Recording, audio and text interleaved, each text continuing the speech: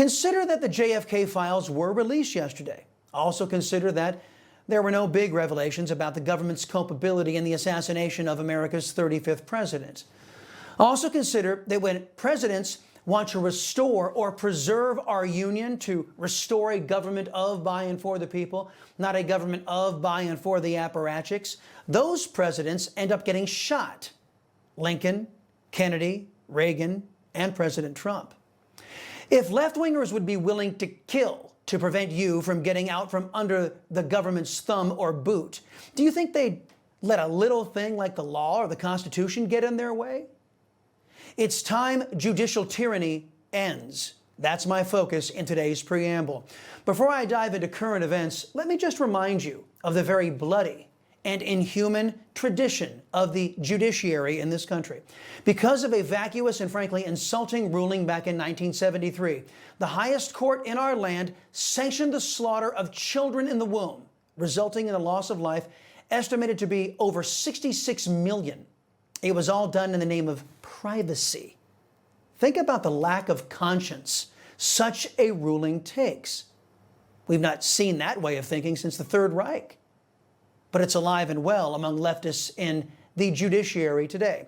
Speaking of those leftists, another Barack Obama-appointed judge, U.S. District Judge Theodore Chang, ordered Elon Musk and his Department of Government Efficiency to immediately give USAID employees access to their email, payment security, notification, and all other electronic systems.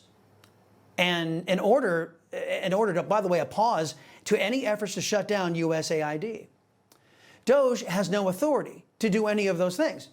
It was the elected president and his lawfully appointed cabinet that reduced USAID to its current and lawful level. This judge is such a DIE hire, he's not even familiar with how our government works. USAID has been rolled into the State Department under Secretary of State Marco Rubio, who has determined that among the 14,000 former employees at USAID, only 294 are needed to complete the agency's mission as laid out in its creation by Congress. This whacked-out, lawless, and nutty judge has no authority to set staffing levels inside the executive branch. Put another way, this judge has violated the Constitution and is abusing his office. He should be immediately impeached. That leads me to another Obama-appointed judge on a district court, James Boasberg. This lawless leftist has ruled that President Trump can't remove illegal alien terrorists, gang members, or other dangerous threats to the homeland. Just like with Judge Chang, there is no constitutional authority that a district judge or any judge has to stop President Trump or any president from exercising their Article II powers granted them under the U.S. Constitution. This was explained by Trump's Deputy Chief of Staff, the great Stephen Miller, who schooled the leftist cheerleaders over at CNN.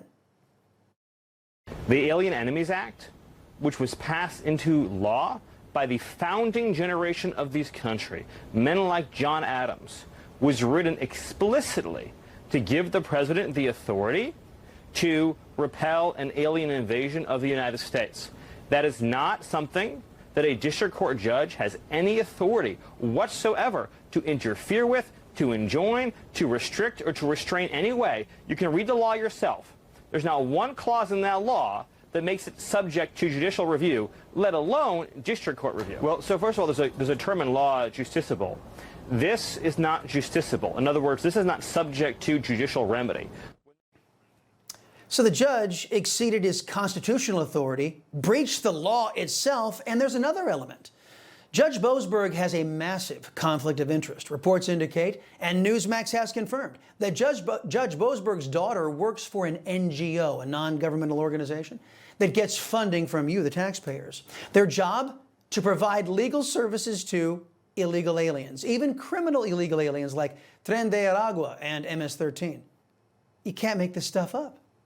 Because of the conflict of interest, the violation of law and the Constitution, the President and Congress, elected members of government, have undertaken a constitutional remedy, part of the checks and balances system given to us by the Founding Fathers, in an effort to check a lawless and rogue judiciary. Impeachment. But this has drawn the ire of leftist sympathizer and Bush appointee, Chief Justice John Roberts.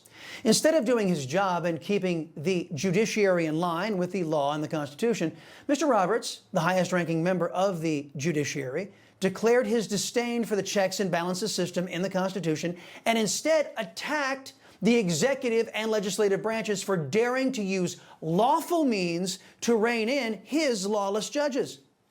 This hypocrisy and reckless behavior from the Chief Justice, a man who claimed that he couldn't find the leaker of the Dobbs decision, even though it was a very small universe of people who had access to that ruling. His inappropriate attack was decried by none other than former Speaker of the House, Newt Gingrich, who wrote, quote, "If Chief Justice Roberts wants to minimize attacks on out-of-control appointed left-wing district court judges, abusing their role and claiming to be able to overrule the elected president of the United States on management details that are clearly within his role as defined by the Constitution and the Federalist Papers, then he, meaning Roberts, should intervene and overrule these absurd power grabs.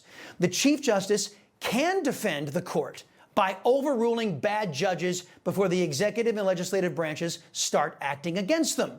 The burden is on the Chief Justice, not the president." But Roberts will not act like these leftist judges.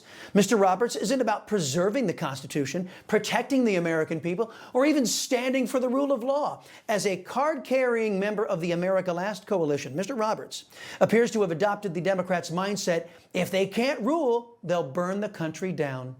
And Mr. Roberts and his rogue judiciary are the judicial equivalents to those torching Tesla dealerships in acts of violent domestic terrorism. Justice Roberts and his leftist judges must be reined in and prevented from undertaking more judicial arson. Judicial tyranny must end in the United States, and if Mr. Roberts won't aid in that endeavor, he deserves the same impeachment that those rogue judges have so richly earned. You know, folks, I thank God for my wonderful wife, my kids, my country, the greatest nation ever. And Americans like you who believe in the truth, the Chris Salcedo Show will never stop fighting for you. The Chris Salcedo Show, for the news you need to know.